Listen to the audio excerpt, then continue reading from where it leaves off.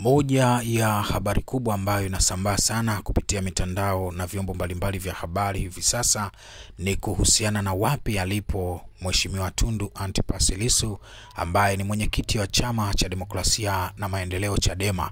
Inafahamika wazi ya kwamba Tundu Lissu alikamatwa tarehe 9 Aprili ya mwaka 2025 na tarehe 10 alifikishwa mahakamani ambapo alisomewa mashtaka ya uhaini.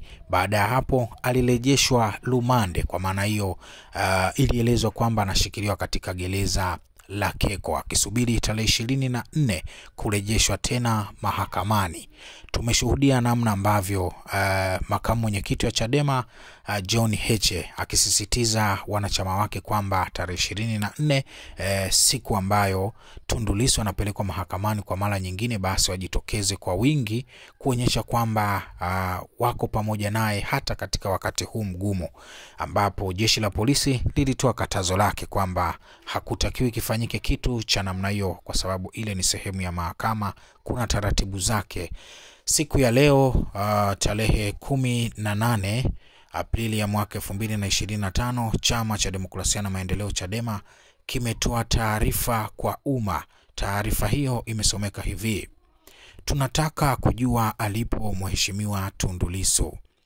Leo Ijumaa Aprili 18 ya mwaka 2025, Naibu Katibu Mkuu Zanzibar Wakili Ali Ibrahimu Juma, mawakili, familia na wanachama kwa nyakati tofauti wamefika katika gereza la Keko ambapo mwenyekiti wa Chadema Mheshimiwa Tundu Lissu anashikiliwa. Hata hivyo, juhudi zao za kumuona Mheshimiwa Lissu hazikufanikiwa baada ya kuelezwa kuwa hayupo katika gereza hilo.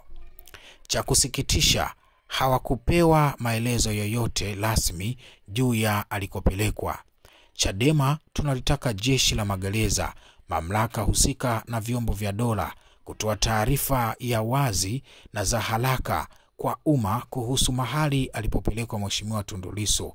Iwapo bado anashikiliwa katika gereza la Keko, ni haki ya familia, viongozi na wanachama kumuona, ni haki ya msingi ya kibinadamu na kikatiba. Hiyo ni taarifa ambayo imetolewa na Chama cha Demokrasia na Maendeleo Chadema kuhusiana na kutoonekana gerezani Tundu Antipas Lissu, ambapo baadhi ya wale ambao wamefika Keko wameelezwa kwamba hayupo mahali pale na wanasisitiza kwamba hawajapewa taarifa ni wapi alikopelekwa, ikiwa wao wanatambua yupo Keko. Hakikisha unaweka maoni yako sehemu ya comment section.